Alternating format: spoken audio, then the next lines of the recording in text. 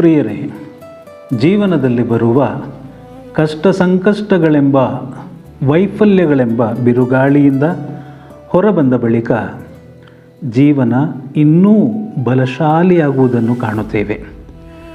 ಜೀವನದ ನೋಟ ಬದಲಾಗುತ್ತದೆ. ದೇವರ ಕೈ ನಮ್ಮನ್ನು ಕಾಪಾಡಿ ನಮ್ಮನ್ನು ಪರಿವರ್ತಿಸಿರುವುದನ್ನು ಸ್ಮರಿಸುತ್ತೇವೆ. ನಮ್ಮಲ್ಲಿ ಯಾರು ಜೀವನದಲ್ಲಿ ಬಿರುಗಾಳಿಯನ್ನು ಅನುಭವಿಸಿಲ್ಲ? ನೀವು ಜೀವನದಲ್ಲಿ ಬಿರುಗಾಳಿಯನ್ನು ಇನ್ನೂ ಅನುಭವಿಸದಿದ್ದರೆ ಸಿದ್ಧರಾಗಿ. ಬಿರುಗಾಳಿ ಬಂದೇ ಬರುತ್ತದೆ, ಏಕೆಂದರೆ ಅದೇ ಕ್ರೈಸ್ತ ಜೀವನ. ನಮ್ಮಲ್ಲಿ ಕೆಲವರು ಈಗಷ್ಟೇ ಬಿರುಗಾಳಿಯಿಂದ ಹೊರಬಂದಿದ್ದೇವೆ, ಕೆಲವರು ಈಗಷ್ಟೇ ಬಿರುಗಾಳಿಗೆ ಸಿಲುಕುತ್ತಿದ್ದಾರೆ ಅಥವಾ ಬಿರುಗಾಳಿ ಅವರ ಜೀವನವನ್ನು ಪ್ರವೇಶಿಸುತ್ತಿದೆ. ಇನ್ನೂ ಕೆಲವರು ಬಿರುಗಾಳಿಯಲ್ಲಿ ಸಿಲುಕಿ ದೇವರ ರಕ್ಷಣೆಗಾಗಿ ಕೂಗುತ್ತಿದ್ದಾರೆ. ಇಂದಿನ ಶುಭ ಸಂದೇಶದಲ್ಲಿ ಪ್ರಭು ಯೇಸು ತನ್ನ ಶಿಷ್ಯರನ್ನು ತಮಗಿಂತ ಮುಂದಾಗಿ ಸರೋವರದ ಆಚೆಯ ದಡಕ್ಕೆ ಕಳುಹಿಸಲು ದೋಣಿ ಹತ್ತಿಸಿ ಜನರನ್ನು ಬೀಳ್ಕೊಟ್ಟು ಯೇಸು ಒಬ್ಬರೇ ಪ್ರಾರ್ಥಿಸಲು ಬೆಟ್ಟಕ್ಕೆ ಹೋಗುವ ಮತ್ತಾಯನ ಶುಭ ಸಂದೇಶ 14ನೇ ಅಧ್ಯಾಯ 22ನೇ ವಚನದ ನಂತರ ಒಂದು ರೂಪಕವನ್ನು ತೋರಿಸುತ್ತದೆ. ನಾವು ಭೂಮಿಯಿಂದ ಸ್ವರ್ಗಕ್ಕೆ ಪಯಣಿಸುವ ಯಾತ್ರಿಕರು. ಹೇಗೆ ಶಿಷ್ಯರು ಸರೋವರದ ಆಚೆಯ ದಡಕ್ಕೆ ಪಯಣಿಸಿದರೂ ಅದೇ ರೀತಿಯಲ್ಲಿ ನಾವು ಭೂಮಿಯಿಂದ ಸ್ವರ್ಗಕ್ಕೆ ಪಯಣಿಸುವ ಯಾತ್ರಿಕರಾಗಿದ್ದೇವೆ.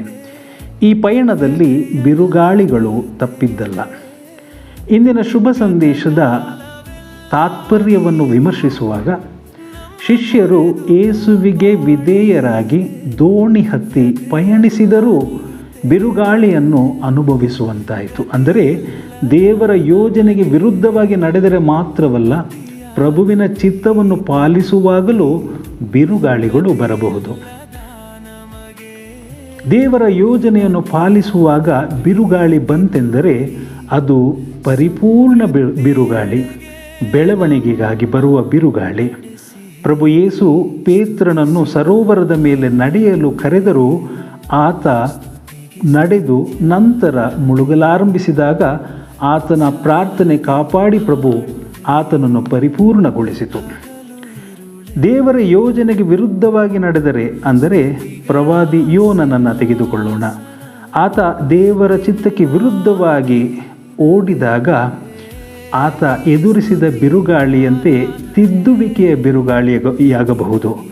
ಆತ ಪಶ್ಚಾತ್ತಾಪಪಟ್ಟ, ಎಲ್ಲವೂ ದೇವರ ಚಿತ್ತದಂತಾಯಿತು. ಯೇಸು ಪ್ರಭು ಬೆಟ್ಟವನ್ನೇರಿ ಪ್ರಾರ್ಥಿಸುವಾಗ ಆ ಬೆಟ್ಟದಿಂದ ಸರೋವರದಲ್ಲಿ ಪಯಣಿಸುತ್ತಿದ್ದ ಶಿಷ್ಯರನ್ನು ವೀಕ್ಷಿಸಬಹುದಾಗಿತ್ತು. ಯೇಸು ಶಿಷ್ಯರಿಗಾಗಿ ಪ್ರಾರ್ಥಿಸುತ್ತಿದ್ದರು. ನಮ್ಮ ಕಷ್ಟ ಕೋಟಲೆಗಳ ದೋಣಿ ಪಯಣದಲ್ಲಿ ಪ್ರಕ್ಷುಬ್ಧ ವಾತಾವರಣಗಳನ್ನು ಯೇಸು ನೋಡುತ್ತಿದ್ದಾರೆ ಮತ್ತು ನಮಗಾಗಿ ತಂದೆಯ ಬಲಭಾಗದಲ್ಲಿ ಆಸೀನರಾಗಿ ಬಿನ್ನಹಿಸಿ ಕಾಪಾಡುತ್ತಾರೆ. ಪ್ರವಾದಿ ಯೆಶಾಯನ ಗ್ರಂಥ 43ನೇ ಅಧ್ಯಾಯ 2ನೇ ವಚನದಲ್ಲಿ ನಾವು ನೋಡುತ್ತೇವೆ, ನೀನು ನೀರಿನ ಮೂಲಕ ಹಾದು ಹೋದಾಗ ನಾನು ನಿನ್ನ ಸಂಗಡ ಇರುವೆನು, ಮತ್ತು ನೀನು ಬೆಂಕಿಯ ಮೇಲೆ ನಡೆದಾಗ ಬೆಂಕಿಯು ನಿನ್ನನ್ನು ಸುಡದು ಮತ್ತು ಜ್ವಾಲೆಯು ನಿನ್ನನ್ನು ನಾಶ ಮಾಡದು. ದೇವರು ನಮ್ಮ ಕೈ ಬಿಡರು, ಆದರೆ ಬಿರುಗಾಳಿ ಬರುವುದು ಸಹಜ. ಇನ್ನು ದೇವರಿಗೆ ಸರಿಯಾದ ಸಮಯವಿದೆ. ದೇವರ ವಿಳಂಬವು ದೇವರ ನಿರಾಕರಣೆಯಲ್ಲ. ಲಾಜರಸ್ ಅನಾರೋಗ್ಯನಾಗಿದ್ದಾಗ ಮಾರ್ತ ಮರಿಯಳು ಸಂದೇಶ ಕಳುಹಿಸಿದರೂ ಯೇಸು ದೇವರನ್ನು ಮಹಿಮೆಪಡಿಸುವ ಸಮಯಕ್ಕೆ ಸರಿಯಾಗಿ ಬರುತ್ತಾರೆ. ಆದ್ದರಿಂದ ದೇವರ ಸಮಯದಲ್ಲಿ ನಾವು ವಿಶ್ವಾಸವಿಡಬೇಕು, ಭರವಸೆ ಇಡಬೇಕು. ವಿಶ್ವಾಸ ಮತ್ತು ಭಯ ಒಟ್ಟಿಗೆ ಇರಲು ಸಾಧ್ಯವಿಲ್ಲ. ವಿಶ್ವಾಸವಿದ್ದವನು ದೇವರನ್ನು ನಂಬುವವನು, ಭಯಪಡುವ ಅಗತ್ಯವಿಲ್ಲ. ಯೇಸು ಶಿಷ್ಯರಿಗೆ ಧೈರ್ಯವಾಗಿರಿ, ನಾನೇ, ಭಯಪಡಬೇಡಿ ಎಂದಾಗ ಶಿಷ್ಯರು ನಿರಾಳರಾದರು. ಯೇಸುವನ್ನು ಆ ಬಿರುಗಾಳಿಯ ಮಧ್ಯದಲ್ಲಿ ಕಂಡು ಭಯದಿಂದ ಹೊರಬಂದರು. ಯೆಶಾಯನ ಗ್ರಂಥ 41ನೇ ಅಧ್ಯಾಯ 10ನೇ ವಚನದಲ್ಲಿ ನಾವು ನೋಡ್ತೇವೆ, ಸರ್ವೇಶ್ವರ ದೇವರ ವಾಗ್ದಾನ. ನಾನೇ ನಿನ್ನ ದೇವರಾದ ಸರ್ವೇಶ್ವರ, ಹೆದರಬೇಡ, ನಾನಿದ್ದೇನೆ ನಿನ್ನೊಂದಿಗೆ, ಭಯಭ್ರಾಂತನಾಗಬೇಡ, ನಾನೇ ದೇವರು ನಿನಗೆ, ಶಕ್ತಿ ನೀಡುವೆ, ಸಹಾಯ ಮಾಡುವೆ ನಿನಗೆ, ನನ್ನ ವಿಜಯ ಹಸ್ತದ ಆಧಾರವಿದೆ ನಿನಗೆ.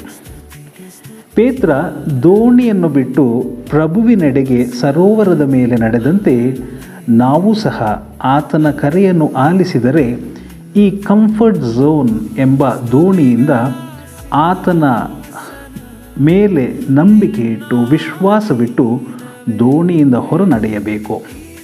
ದೇವರ ಶಕ್ತಿ ಮತ್ತು ದೃಢ ನಿಶ್ಚಯ ಮನವರಿಕೆಯಾದಾಗ ನಮ್ಮದೇ ಆದ ಆರಾಮದಾಯಕ ಸುರಕ್ಷಿತ ಸ್ಥಳವನ್ನು ಬಿಡಬೇಕು. ಅಬ್ರಹಾಮನಂತೆ, ಪೇತ್ರನಂತೆ.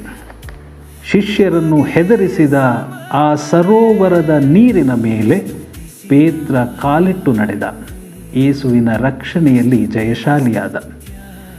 ನಮ್ಮನ್ನು ಬೆದರಿಸುವ ಸಂದರ್ಭಗಳು, ಸ್ಥಳಗಳು, ಜನರ ನಡುವೆ ಜಯಶಾಲಿಗಳಾಗಲು ಪ್ರಭು ಯೇಸುವಿನ ಕೃಪೆಯನ್ನು ಬೇಡಿ ಮುನ್ನಡೆಯಬೇಕು. ಮನದಾಳದ ಅಷ್ಟೂ ಬಿರುಗಾಳಿಗಳು ಪೇತ್ರನ ರಕ್ಷಣೆಯ ಪ್ರಾರ್ಥನೆಗಳಾಗಬೇಕು. ಶಿಷ್ಯರು ಯೇಸುವನ್ನು ಆರಾಧಿಸಿದಂತೆ ನಾವು ಸಂಪೂರ್ಣ ತನು ಮನ ಧನಗಳನ್ನು ಅರ್ಪಿಸಿ ಆರಾಧಿಸಲು ಶಕ್ತರಾಗಬೇಕು. ಆಮೆನ್.